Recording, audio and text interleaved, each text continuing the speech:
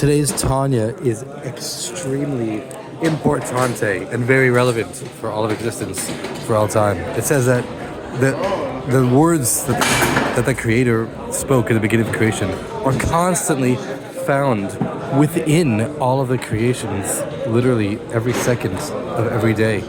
And because it says that since the world was created from absolutely nothing at all, therefore the words have to be constantly found in the objects to constantly bring them into existence from nothing every second. Because if not, then it would go back to how it was before, nothing. And it says that the philosophers, the heretics who don't believe in the miracles, they mistakenly think that the creation of the world is like some kind of craftsman who creates a form of something. He takes like a block of clay and he makes a form out of the clay.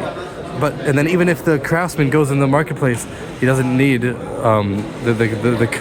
vessel does not need the craftsman anymore, but the reason for that is because the vessel was made from something to something. He only created a form in the vessel, but the actual essence of the vessel itself was still already existed.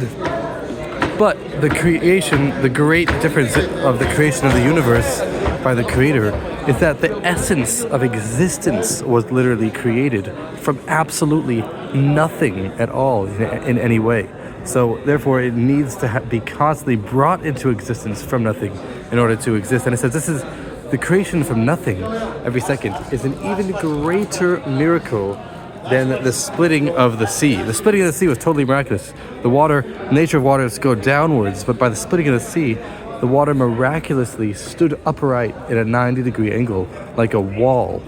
So the nature of water is usually to go down.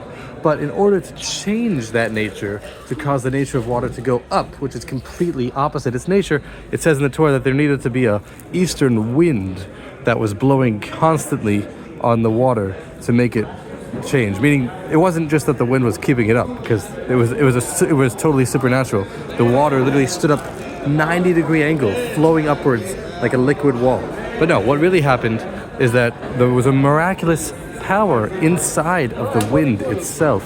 And because of that miraculous power inside of the wind, that miraculous power constantly was able to keep the nature of water changed from flowing downward to flowing upward. Meaning that even though the nature of water, which is to flow downwards, already existed beforehand, but even to change the nature from one nature to another nature, there needed to be a constant interaction of that eastern wind. So too, when it comes, but how much more so when it comes to the actual creation of the universe from absolutely nothing, which didn't even exist before, unlike the nature of the water, which the nature of the water existed before. It's only that in order to change it to be the opposite of its nature, it needs to be constant.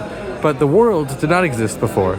So in order for the world to continue to exist, since it did not exist at all before, it needs to be constantly brought into existence from the letters of the Creator. And it says later on in the other part of the Tanya, which is related to this part, but not exactly this part, that because of that, the entire universe and all universes are like a small ray of light absorbed within the sun itself, which is completely nullified to the source of existence, meaning the universe still exists. Just like a ray of light that shines from the sun onto the earth still exists, that it gives light to the entire earth. But when that ray of light that shines from the sun to the earth is inside the sun itself, even though it exists, it's completely nullified to its source, and it has no independent existence of its own. So to the universe, since it's brought into existence constantly from the divine speech of the Creator, it has absolutely no independent existence of its own. It's totally brought into existence from absolutely no thing at all in any way.